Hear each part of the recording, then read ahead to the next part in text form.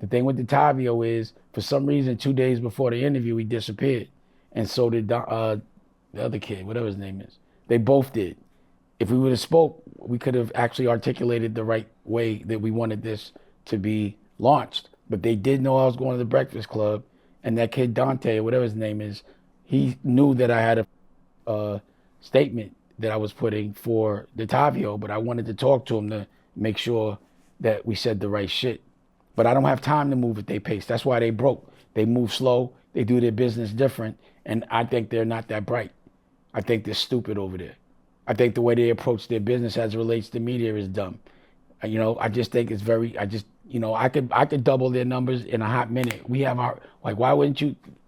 The thing is, even with like a Netflix, they were losing money, and they still got to raise $1 billion every year, which is meaning they're spending someone else's money, but it's fine. They're in their debt till they make it back. They just got a lot of cash flow, but at least they're making content that they could leverage later. It's different verticals, and I don't think they stimulate them. The approach on their business approach to me, I could make that $400 million in a hot second. They make no money on linear. They're not even Nielsen rated, so their linear doesn't mean anything. You understand what I'm saying?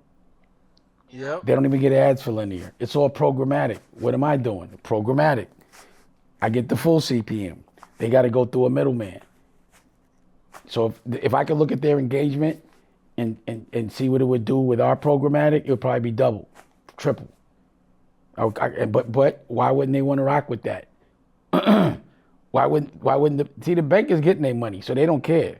But the thing is, that's all they make is enough to pay their loan, allegedly.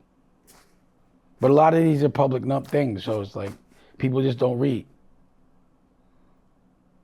I interviewed Jim Jones in the past. Mm-hmm. And when I interviewed him, he said that he wanted to sign to Rock, or he wanted to, or you guys talked about it, and that you didn't want to give him $1 million for the deal. I've seen this talked about as, kind of like maybe when the split happened, when they made Cam vice president. Did you guys feel like you had to choose sides between Dame and Jay at the time? Nah, I didn't have a side to choose. I chose whatever side Cam chose. Okay. The split happens. After that, right after that is when you go to Koch?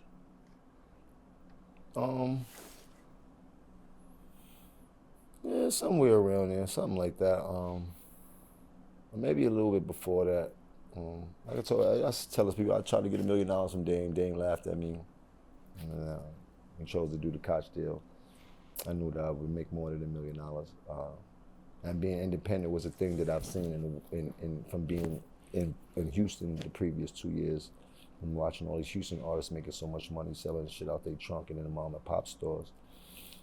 Had the same attitude, like it wouldn't matter where these kids get the records from, long as it's on, long as they see the Diplomat bird on it. They wouldn't give a fuck if it's Def Jam, Atlantic, mom and pop.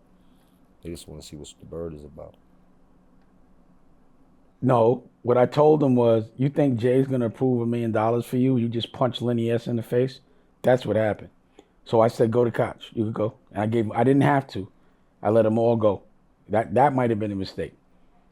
But that, again, just because I was CEO doesn't mean that I could just make moves. I had to get approval from Jay, Lior, Biggs, and myself.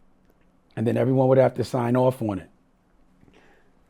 There was no way Jay was gonna ever, he wouldn't sign off on Kanye. So you think he's gonna sign off on, he didn't sign off on Joe Buttons. What's up? This is Cam Capone. We got more content like this coming soon. So hit that like button, subscribe, and stay locked in to Cam Capone News.